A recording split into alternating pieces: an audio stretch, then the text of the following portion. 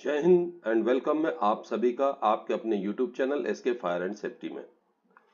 दोस्तों, वैकेंसियों की इस कड़ी में आज भी एक नई वैकेंसी आई है जो कि उत्तर प्रदेश सरकार लखनऊ से प्रकाशित की गई है 16 दिसंबर 2025 को। जैसा कि आप देख पा रहे हैं, ये कंप्यूटर ऑपरेटर ग्रेड ए की पोस्ट है। तो यहाँ सब्जेक्ट में भी देखिए, उत्तर प्रदेश पुलिस में कंप्यूटर ऑपरेटर ग्रेड ए के पदों पर सीधी भर्ती। और इसका जो पे बैंड रहने वाला है वो पे लेवल 2400 ग्रेड पे का रहने वाला है, यानी कि लेवल 4। ठीक है, लेवल 4 जिसकी स्टार्टिंग बेसिक होती है 25,500 से लेके 81,100 तक। अब यहाँ पर ध्यान दीजिएगा कि कंप्यूटर ऑपरेटर ग्रेड ए की जो पद पे वैकेंसियां हैं वो जनरल कैंडिडेट्स के लिए 545 वैकेंसी है, ईडब्ल्यूएस के लिए 134 वैकेंसी है, ओबीसी यानी कि अन्य पिछड़ा वर्ग के लिए 364 वैकेंसी है, और शेड्यूल कास्ट यानी कि अनुसूचित जाति के लिए 283 पोस्टें हैं, और एसटी यानी कि अनुसूचित जनजाति के लिए 26 पोस्टें हैं। कुल मिलाकर 1352 पोस्ट पे वैकेंसी निकली हुई है। अब यहाँ पर ध्यान देने वाली बात यह है कि उत्तर प्रदेश पुलिस ने यह भर्ती जरूर निकाली है, पर यह सभी भारतीय नागरिक के लिए है। भारत के सभी नागरिक इसका आवेदन कर सकते हैं, लेकिन ST, SC, OBC, PWBD, ex serviceman category की जो भी छूट मिलनी है वो सिर्फ उत्तर प्रदेश के स्टेट के जो डोमिसाइल वाले कैंडिडेट्स हैं उन्हीं को मिलेगी। बाकी जनरल कैंडिडेट जो भी ऑल इंडिया के हैं वो जनरल कैटेगरी में अप्लाई कर सकते हैं। तो इसलिए इसमें डाउट नहीं रहनी चाहिए, ये वैकेंसी जो है भारत के नागरिक के लिए है और इसमें पुरुष और महिला अभ्यर्थी दोनों ही पात्र होंगे। ठीक है, चलिए अभी आवेदन की समय सारणी देख लेते हैं हम लोग।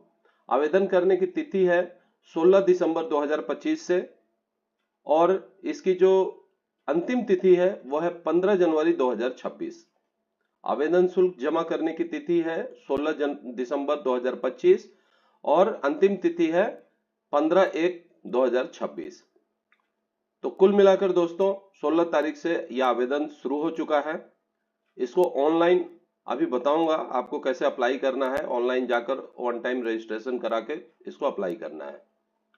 अभी जो भी शुल्क आप जमा किए हैं उसको समायोजन की तिथि जो है वो 15 जनवरी से लेकर 18 जनवरी 2026 तक रहेगी।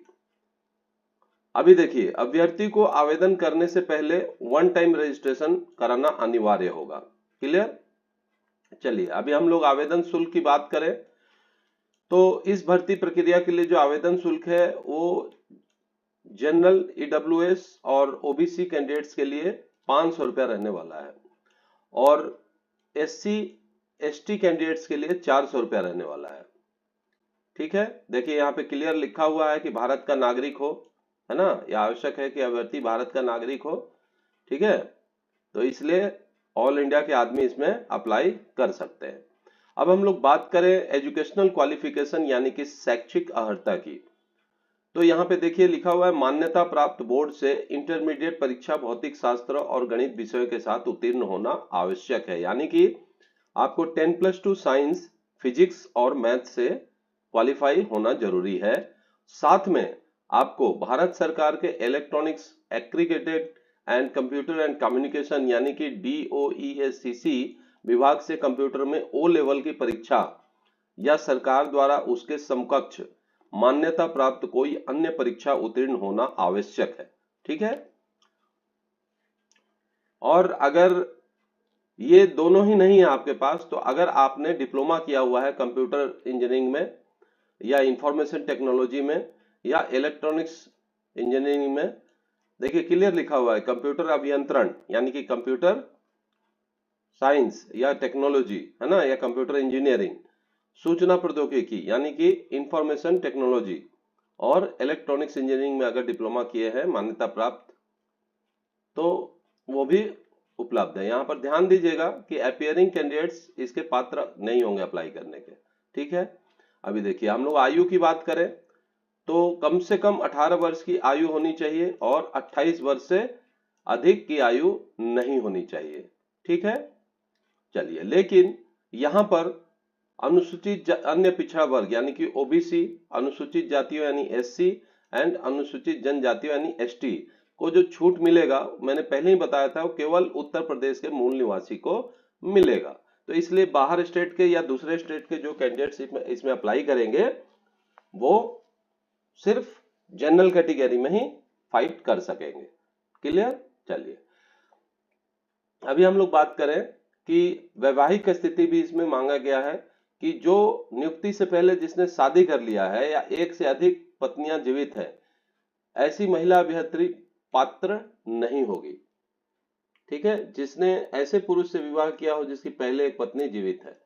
ठीक है, यानी कि अगर पुरुष की 2 पत्नियां हैं वो भी पात्र नहीं होगा आवेदन करने का, और महिला का अगर 2 पुरुष है ना, मैंने ऐसे पुरुष से विवाह किया है जिसकी पहले से भी एक पत्नी है तो भी वो पात्र नहीं होंगी। ठीक है, शारीरिक स्वस्थता पर ध्यान दीजिए। तो शारीरिक रूप से फिटनेस होना चाहिए, इसलिए यहाँ पे विकलांग व्यक्ति को पुलिस सेवाओं के लिए कोई पात्रता नहीं है। भर्ती की प्रतिक्रिया जो है उत्तर प्रदेश पुलिस कंप्यूटर कर्मचारी वर्ग की संशोधन नियमावली 2015 के अधीन किया जाएगा। अभी बात करें हम लोग लिखित परीक्षा की, तो देखिए लिखित परीक्षा में क्लियर यहाँ लिखा हुआ है कि 200 अंकों की लिखित परीक्षा होगी, जिसमें सामान्य ज्ञान के 40 क्वेश्चन, मानसिक सामर्थ्य और शक्ति के 40 क्वेश्चन और कंप्यूटर विज्ञान के 80 क्वेश्चन। तो ये सामान्य ज्ञान 50 अंक का रहेगा, मानसिक सामर्थ्य और तर्क शक्ति 50 अंक का और कंप्यूटर विज्ञान 100 अंक का। टोटल 200 मार्क्स यानी कि 200 अंक की आपकी परीक्षा होगी और 160 क्वेश्चन आएंगे। क्लियर? परीक्षा जो है आपको पास करने के लिए न्यूनतम 40% मार्क्स लाना जरूरी है और परीक्षा जो है OMR शीट पर किया जाएगा। ठीक है, चलिए अभी हम लोग बात करें तो कंप्यूटर टंकन भी इसमें रहेगा। ठीक है, कंप्यूटर टंकन यानी कि कंप्यूटर का टाइपिंग भी इसमें रहेगा और टाइपिंग की गति हिंदी में न्यूनतम 25 शब्द प्रति मिनट और 30 शब्द प्रति मिनट अंग्रेजी में होना आवश्यक है। ठीक है, ठीक है। अभी देखिए, अभी इसमें हम लोग बात करें आगे, तो जो सिलेक्शन का अंतिम सूची जो बनेगा वो नॉर्मलाइज्ड अंकों के आधार पे बनेगा, यानी कि मेरिट जो है वो आपके मार्क्स के आधार पे बनेगा। ठीक है, चलिए अभी हम लोग बात कर ले तो अनुसूचित जाति यानी कि SC कैंडिडेट्स को 5 वर्ष की छूट मिलेगी। अनुसूचित जनजाति यानी ST कैंडिडेट्स को भी 5 वर्ष की छूट मिलेगी। OBC कैंडिडेट्स को भी 5 वर्ष की छूट मिलेगी। ठीक है, तो एज रिलैक्सेशन यहाँ सभी को है और EWS को एज में कोई यहाँ छूट तो नहीं दिया गया है, लिखा हुआ नहीं है। ठीक है, और जो फ्रीडम फाइटर हैं उनके जो आश्रित हैं, डिपेंडेंट हैं, उनको भी एज सीमा में कोई छूट नहीं है। भूतपूर्व सैनिक यानी कि एक्स सर्विसमैन का जो 5% इसमें कोटा है उनको 3 वर्ष की छूट मिलेगी उनकी पूरी सर्विस को माइनस करने के बाद। ठीक है,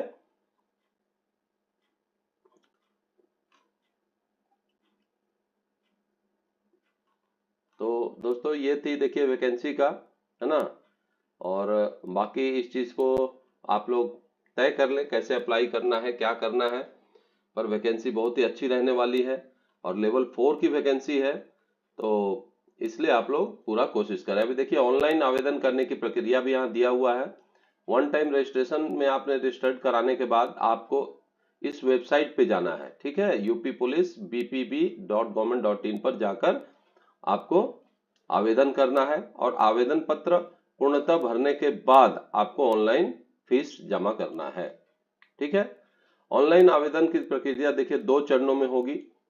अभ्यर्थी को एक बार तो 1 टाइम रजिस्ट्रेशन कराना होगा और फिर उसके बाद जो है UPPRBPB के वेबसाइट पे जाके, जो वेबसाइट मैंने बताया था यहाँ दिखाया था, देखिए इस वेबसाइट पे आपको जाके अप्लाई करना होगा। ठीक है, आपको इसी के आधार पर OTP प्राप्त मिलेगा ऑथेंटिकेशन के लिए, वो भविष्य में आपको काम आएगा, इसलिए मोबाइल नंबर वगैरह सब सही देना है।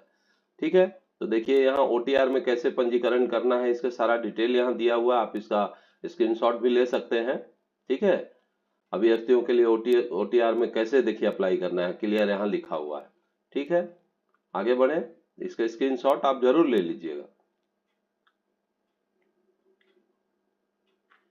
ठीक है दोस्तों, बाकी इसकी जो टर्म्स एंड कंडीशन है वो दूसरे जो सर्विस में होती है सेम उसी प्रकार है ना। तो इसका लिंक मैं इसमें शेयर कर दूंगा, आप इसको देख लीजिएगा। ठीक है, चलिए, वीडियो देखने के लिए धन्यवाद।